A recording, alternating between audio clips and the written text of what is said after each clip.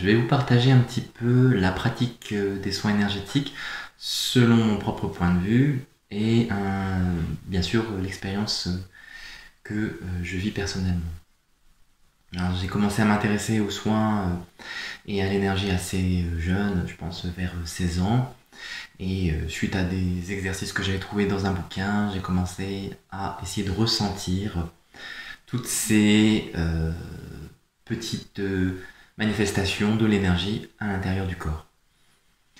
Bien sûr, au départ, il y a énormément de doutes, puisque quand on est élevé dans une société et par une famille qui est plutôt cartésienne, eh bien, on peut énormément douter de soi et de son ressenti. Alors, heureusement, au fond de moi, il y avait peut-être quelque chose qui désirait trouver une réalité un petit peu différente que celle présentée au quotidien. Et donc, j'ai persévéré dans la pratique des exercices de ressenti et ça m'a amené à être de plus en plus sûr qu'effectivement, il y a une énergie vitale, si on peut la nommer ainsi, qui parcourt le corps, qui parcourt les êtres et qui permet effectivement de se guérir ou de participer à la guérison des autres. Alors, le fait de ressentir est forcément lié à notre expérience personnelle et donc chacun aura sa façon de vivre les choses et puis les situations de vie ne sont pas les mêmes. Donc on peut avoir soit des prédispositions, soit des résistances, mais souvent c'est un peu des deux, puisque notre expérience de vie va nous mener au meilleur de nous-mêmes, entre guillemets. Et donc ici, dans mon cas, c'était au cœur de l'expérience de l'énergie. Le fait aussi de pratiquer le massage, du massage japonais shiatsu, ça m'a vraiment aidé à me libérer au niveau corporel, parce que on projette, en tout cas moi je projetais énormément de choses, et j'étais un petit peu fermé par rapport au contact. Donc le fait de m'ouvrir et d'avoir ce lien physique avec une autre personne, ça m'a permis de relâcher un petit peu ces résistances. Et donc au fur et à mesure, l'ouverture à l'énergie s'est faite de plus en plus forte. Au fur et à mesure de la pratique, au départ j'étais un petit peu quand même sceptique, je me disais est-ce qu'on peut vraiment aller vers la guérison, ou en tout cas vers du soin? Parce que si l'énergie ça peut faire du bien, on comprend bien, puisque quand on se heurte, on pose immédiatement la main sur soi, ce que je faisais évidemment naturellement. Et puis quand on pose la main sur quelqu'un, il y a un contact qui est souvent très agréable, la chaleur, le fait que la personne nous veut du bien, on le ressent. Et du coup, cette empathie nous mène à aller mieux. Et la limite de cette énergie, c'était une question que je me posais. Donc j'ai commencé à expérimenter et dès que l'occasion se présentait, j'essayais d'aider les personnes autour de moi. Bien sûr, mon premier cobaye, c'était moi-même, hein, vous en doutez. On a vraiment pas mal d'occasions dans la vie de le tester. Donc par exemple, par rapport à la maladie, notamment lorsque j'avais des infections ou des débuts de grippe ou d'état grippal, j'essayais de maintenir un état d'attention, de présence à l'énergie pour essayer d'influencer un peu l'organisme de manière à ce qu'il se rétablisse et lutte de manière efficace contre les microbes, contre l'invasion. Et à ma grande surprise, ça a plutôt bien marché. Donc j'étais pas forcément sûr que ça soit effectivement ce que je pensais, c'est-à-dire le travail de l'énergie, mais au fur et à mesure que les expériences se sont répétées, eh bien, le travail de l'énergie m'a semblé effectivement efficace. Il y a des moments où ça marchait moins, mais je me suis rendu compte que globalement, il y avait plutôt quelque chose. Et puis, c'était plutôt assez léger. J'ai pas vraiment eu, pendant mes premières années, et même pendant assez longtemps, d'expérience sur des douleurs ou des problèmes, disons, assez importants. Et donc, c'était plutôt faire du mien, mon objectif dans le soin, dans le massage, dans le contact. Et puis, à un moment donné, j'ai décidé de prendre le chemin de la thérapie. Et là, je me suis vraiment mis à fond. Après mon cursus dans une école d'apprentissage de médecine chinoise, eh bien, j'ai décidé aussi de me mettre moi-même à partager l'énergie par le contact. Et donc, j'ai développé de plus en plus on va dire le ressenti, mais pour moi le ressenti n'est pas forcément essentiel, c'est une conséquence, mais pas forcément un indispensable. Par contre, la pratique est indispensable. Et donc la nécessité de faire cette expérience en soi et de développer le contact à l'énergie à travers les différentes situations. Bien sûr, en général, c'est lorsqu'il y a une difficulté personnelle qu'on va vraiment pouvoir, en tout cas moi je l'ai ressenti comme ça, progresser le plus, hein. Par exemple, il y a eu un moment où j'ai ressenti vraiment une grande faiblesse dans le corps. Euh, donc j'ai compris ce que pouvaient ressentir les personnes âgées ou les personnes peut-être en fin de vie ou sur un lit d'hôpital après une convalescence longue. Et la force m'avait quitté dans tout mon corps et j'avais l'impression de me traîner. Et je m'affaiblissais de plus en plus, ce qui est étrange et assez amusant, enfin amusant avec le recul, parce que sur le moment c'était vraiment pas du tout marrant. Mais j'ai pas du tout pensé que j'avais une maladie grave ou que j'avais peut-être chopé une bactérie ou un truc qui faisait que mon corps se dégradait. J'ai juste ressenti cette faiblesse, sans me poser la question de est-ce que je dois aller consulter, est-ce que c'est grave. Je ressentais juste que mon corps était potentiellement en train de mourir et donc que l'énergie me quittait. Et bien derrière cette sensation de perte d'énergie, de vide, de manque, il y avait quand même une sorte de sérénité où je ressentais ça intuitivement que le travail de l'énergie faisait que mon corps devait d'une certaine manière laisser les choses un petit peu décanter et vivre un état de faiblesse assez important pour pouvoir s'ouvrir et renaître à une autre réalité, à une autre énergie. Et effectivement, ça a mis du temps, ça a mis 3 semaines, un mois, et j'ai jamais été aussi faible comment dire, sans énergie de ma vie. Et au bout d'un bon mois, l'énergie est revenue, sans que j'ai fait quelque chose de particulier. Sans avoir pratiqué quoi que ce soit, entre guillemets, mais la vie, peut-être les compréhensions, les prises de conscience sont menées à un rétablissement, ou tout simplement, peut-être le hasard, entre guillemets, les choses sont bien faites. En tout cas, là, voilà, disons que j'ai eu cette chance et des compréhensions liées à ça. Parce que ce contact disons, à la proximité de la fin de soi, en tout cas physique, ça m'a permis de me rapprocher un peu des gens que je rencontre en soins. Parce que parfois, quand soi-même on est en bonne santé et que la personne se plaint, elle, de ses douleurs, de son état, peut-être émotionnel, et que moi je ne me sens pas du tout comme ça, j'ai du mal à comprendre, à intégrer qu'elle soit dans cette misère. Et du coup, j'ai peut-être un manque de compassion par rapport à son état. Par contre, le fait d'avoir vécu dans ma vie, et je pense que vous pouvez le comprendre par votre propre vécu, eh bien le fait d'avoir vécu une situation proche, ou en tout cas des difficultés, ça rapproche justement de la situation de la personne, et cette expérience-là peut nous aider en soins. Et à travers cette découverte de l'énergie, je me suis rendu compte que l'énergie, c'est pas seulement être fort et invulnérable. C'est aussi une découverte de soi à travers des moments de faiblesse. Et accepter ces moments où on n'est pas bien, où on est dans un creux, physiquement ou moralement, eh bien c'est quelque chose qui mène à la découverte de l'énergie. Alors après, bien sûr, dans la pratique, il y a d'autres choses. Il y a tout ce contact physique et énergétique qu'on va développer, que moi j'ai développé en tout cas, avec les gens que je remercie, puisqu'ils m'ont fait confiance, en tout cas, ils m'ont permis d'échanger avec eux, et donc c'était un apprentissage. Le travail de l'énergie, c'est quelque chose qui se ressent dans un premier temps, et qui a plein d'évolutions. Donc chacun, bien sûr, comme je le disais au début, a son propre ressenti, donc on ne peut pas dire qu'il y a l'énergie ou le magnétisme, enfin, comme vous désirez l'appeler, il y a peut-être plein de façons de le considérer qui sont propres à chacun. Mais dans tous les cas, c'est la pratique qui est essentielle. Et donc dans mon ressenti au départ, j'avais vraiment cette finesse où j'avais l'intuition d'aller poser le doigt. Hein, peut-être que c'est votre cas. Vous avez peut-être déjà dit que vous posiez le doigt là où était la douleur, là où était le problème de la personne, et que c'est ça qui faisait du bien. Et bien c'était mon cas, comme beaucoup d'autres thérapeutes ou de gens qui simplement ont envie d'aider. Et cette intuition s'était développée assez fortement. Et quand je commençais le massage, j'encourageais cette perception à essayer de ressentir ce qu'il fallait faire et de me laisser guider par cette perception. Mais assez rapidement, je me suis rendu compte que ce n'était pas forcément le chemin à suivre, en tout cas pas dans mon propre cas, et que le fait d'encourager la perception, ça encourageait le regard qui est celui de l'individu, et qui va vouloir saisir, contrôler l'énergie, et définir le soin et la pratique énergétique comme quelque chose de bien précis, d'un peu scientifique. Et en plus, j'avais une formation scientifique dans un milieu plutôt rationnel, donc moi-même je rationalisais beaucoup de choses, et donc j'avais envie de savoir ce que je faisais, comme beaucoup de personnes, et donc je prenais la sensation comme l'évidence de l'énergie.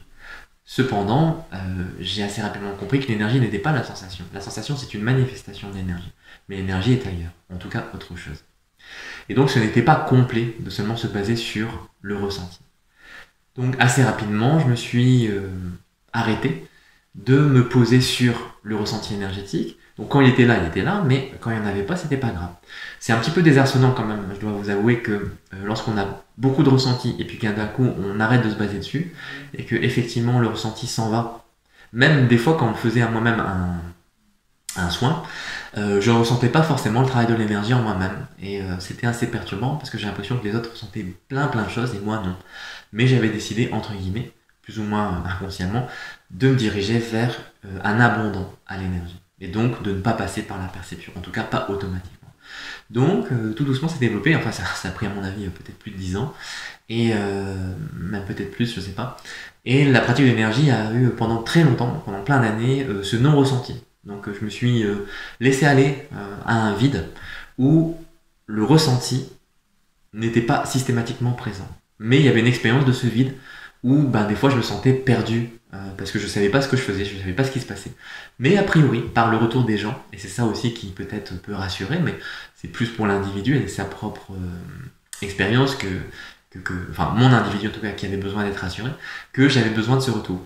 Et les retours étant plutôt positifs, je me suis dit bon, il y a quelque chose qui se passe quand même si je le ressens pas, donc on continue. Et puis, après pas mal de pratiques, et notamment le fait que je m'installe professionnellement, ça m'a mené à découvrir de plus en plus de profondeur dans la pratique.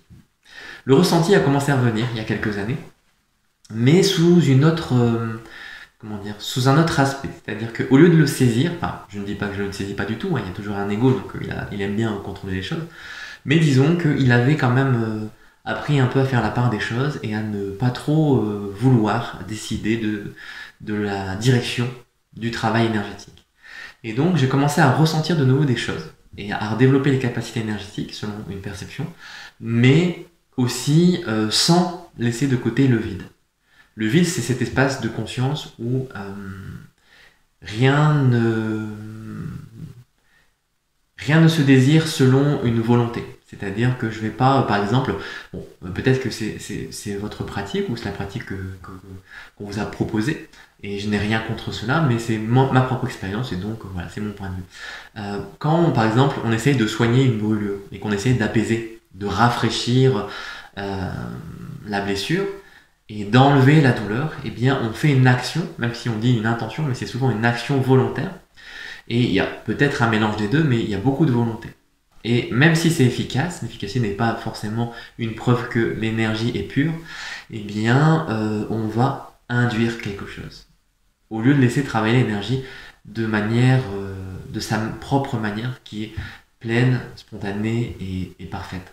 Et donc, j'avais quand même, depuis des années, pratiqué l'abandon à cet espace vide, et l'énergie a commencé à revenir un peu sous forme de perception beaucoup plus précise. Par exemple, je ressens l'intérieur du corps avec des zones précises à travailler, ou des émotions, des sensations qui vont m'indiquer peut-être des pistes pour la personne, mais je n'essaye pas de les chercher, et donc elles viennent ou elles ne viennent pas. Ce n'est pas l'important pour moi de ressentir.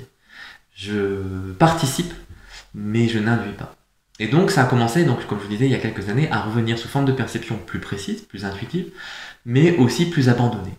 Et donc les espaces qui ont commencé à grandir en moi et à travers le contact énergétique m'ont permis de rencontrer de manière plus humaine les personnes, et donc avec moins de jugement et moins d'envie de guérir la personne paradoxalement, eh bien il y avait des effets de plus en plus pertinents, de plus en plus grands, que je pouvais constater, que la personne pouvait aussi regarder. Alors il faut voir aussi que des fois il y a des effets subtils dans les soins. Peut-être vous avez remarqué que si la personne, elle, n'est pas forcément réceptive aux soins énergétiques, vous pouvez voir déjà à son visage, à son regard, à sa manière de parler, à sa manière de se comporter, à des petits détails dans son corps, des détentes ou des contractions, des émotions, des choses comme ça, d'une séance à l'autre, ou même pendant le soin, que le soin a effectivement eu son effet. Et du coup j'étais de plus en plus attentif à ça, notamment parce que j'observais, mais parce que le ressenti de l'énergie était de plus en plus puissant, fin, et en même temps sans attachement. Alors c'est difficile parce que beaucoup de doutes au fur et à mesure de la pratique. J'ai rencontré des situations où j'avais l'impression que ça ne fonctionnait plus et que ce que j'avais l'impression d'avoir acquis, et ça c'est ça qui est très drôle, c'est qu'on a toujours l'impression à un moment donné qu'on a atteint le sommet et qu'on est au pic de notre performance. Mais en fait, c'est pas vrai du tout, c'est juste un moment. Il faut apprécier ce moment pour ce qu'il est. Peut-être que ça marche bien et qu'on est dans une bonne lancée, une bonne vibes, mais ce n'est qu'un moment, ce n'est qu'une expérience. Et le plaisir de constater que le soin a de l'effet, c'est plus la reconnaissance de soi, du soi en l'autre, qui est le plaisir d'une reconnaissance, mais pas d'une satisfaction personnelle. Et comme, en général, en tout cas, moi je parle de mon cas, je pense que je cherchais cette reconnaissance à travers le retour des personnes, eh bien, j'avais l'impression quand ça ne fonctionnait pas que j'avais un problème. Même si je me disais, il faut laisser faire, bien sûr, ce n'est pas que de moi, il y a les circonstances de la personne, il y a des choses qui nous échappent, qui m'échappent, et que je n'ai pas le pouvoir de guérir les gens, c'est la réalité, c'est la vie, et ce pouvoir est en elle comme en moi, et donc il n'y a pas d'appropriation. Mais ça c'est la théorie. Dans la pratique, il y avait le besoin d'être aimé en retour par rapport aux soins que je partageais, et d'être reconnu. Donc ce doute. Et ce long travail, pendant des mois, des années, qui a rongé progressivement, en tout cas qui a rongé une bonne partie, je crois, je peux toujours me tromper, mais voilà, de besoin d'obtenir un résultat, et d'être insatisfait lorsque le résultat attendu n'était pas là.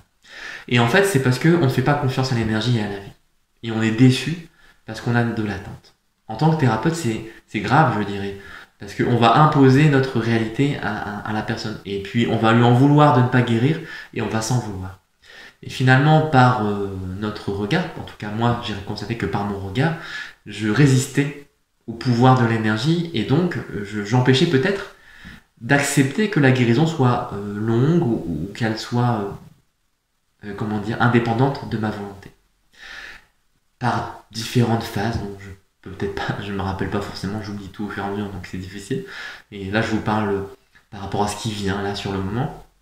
Cette énergie a continué à grandir, et elle continue à grandir. Peut-être pas en elle-même, puisqu'elle est peut-être potentiellement infinie, mais moi, dans mon ressenti personnel, je la sens grandir comme une flamme qui est nourrie en mon propre être et qui se nourrit d'un feu ardent, comme on peut dire. Et cette énergie est à la fois de la joie, du plaisir, mais aussi de la découverte, dans le sens où elle est toujours changeante. Et donc un soin n'est pas un autre. Et même quand je rencontre une personne que j'ai déjà eue en séance, je ne sais pas du tout ce qui va se passer. Non seulement parce que je ne sais pas ce qui s'est passé pour elle de son côté, mais également parce que je n'ai pas de protocole et je n'ai pas forcément une idée de ce sur quoi je vais travailler. Je me souviens peut-être, ou pas, de ce qu'elle avait la fois passée, mais selon ce qu'elle va me raconter dans son évolution, eh bien le soin va venir ou pas. Des fois il y a aussi des absences. Et donc c'est pour ça que des fois on apprend des techniques et c'est pas rien. Les formations techniques, vraiment je ne crache pas dessus parce que moi ça m'aide énormément dans certains moments où je n'ai pas d'intuition. Donc j'accepte de ne pas avoir de perception particulière, de ne pas savoir intuitivement ce qu'il faut faire. Donc je me laisse guider par de la connaissance. La connaissance n'est pas mauvaise. Et peut-être que moi je manque de présence et d'ouverture à ce moment-là. Donc j'ai la chance d'avoir un outil. Et quand on a un outil, on s'en sert. Donc c'est mon cas.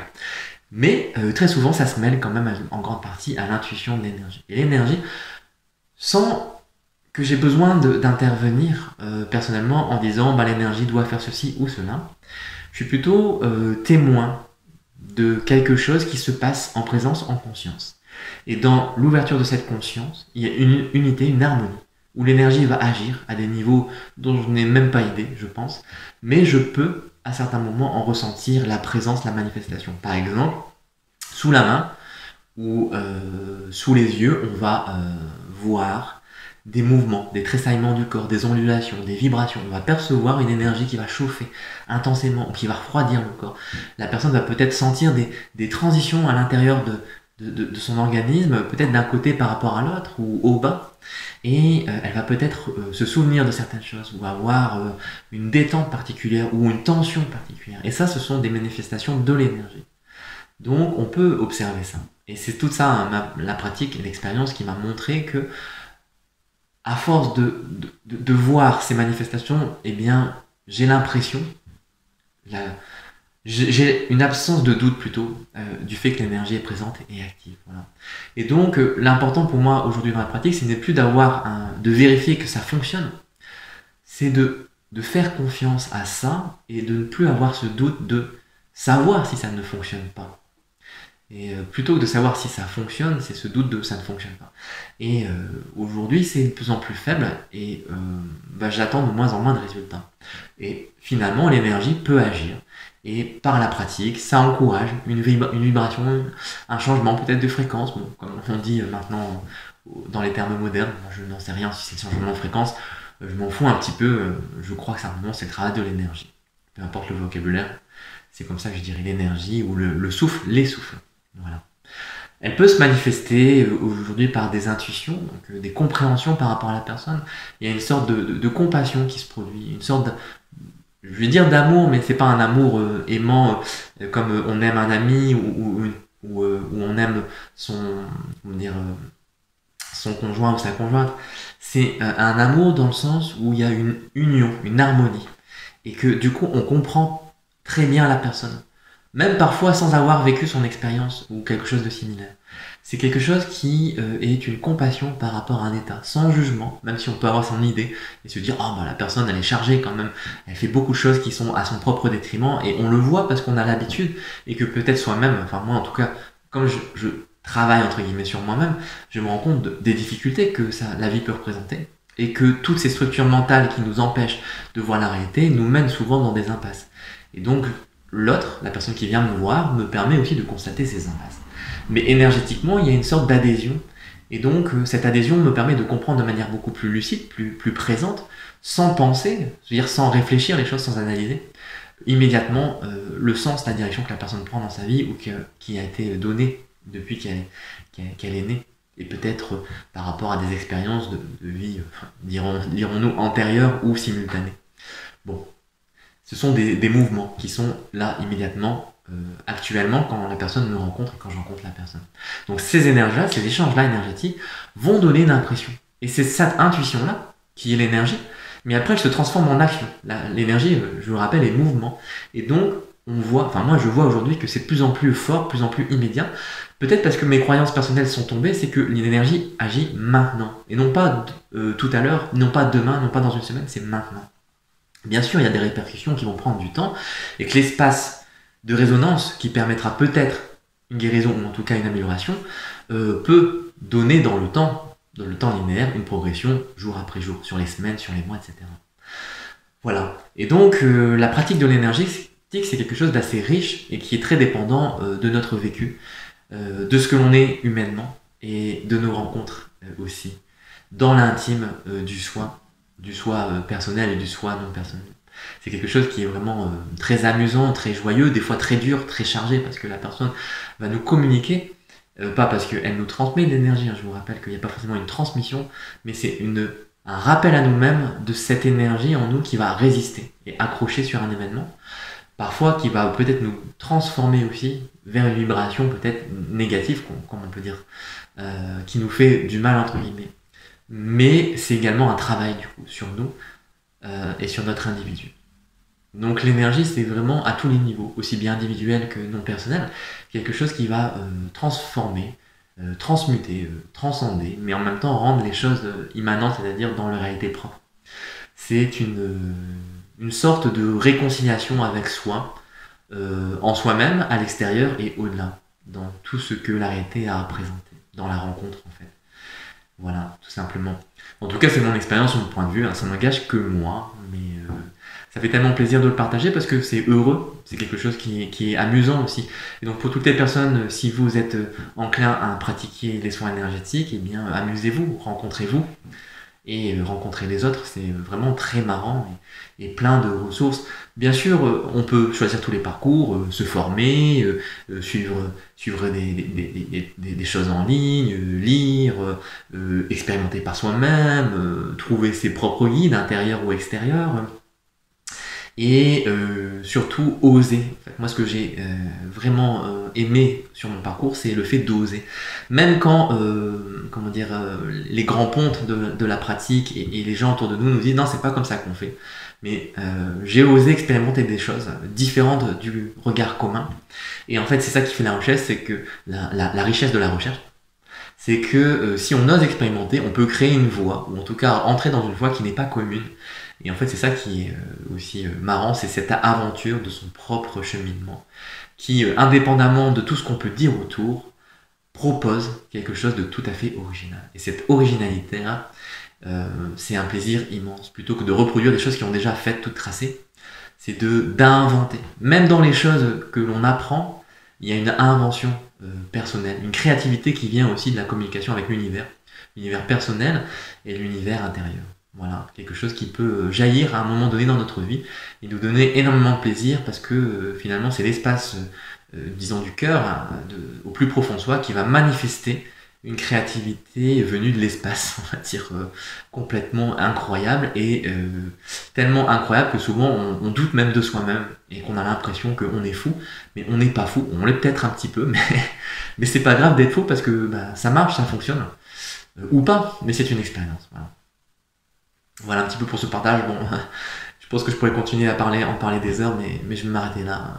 Je vais pas vous saouler plus, ou en tout cas, je vous saoulerai un autre jour. Voilà. Bah, merci de m'avoir écouté. Voilà. Je vous souhaite une belle pratique, une belle journée, une belle soirée. Et je vous dis à bientôt. Merci.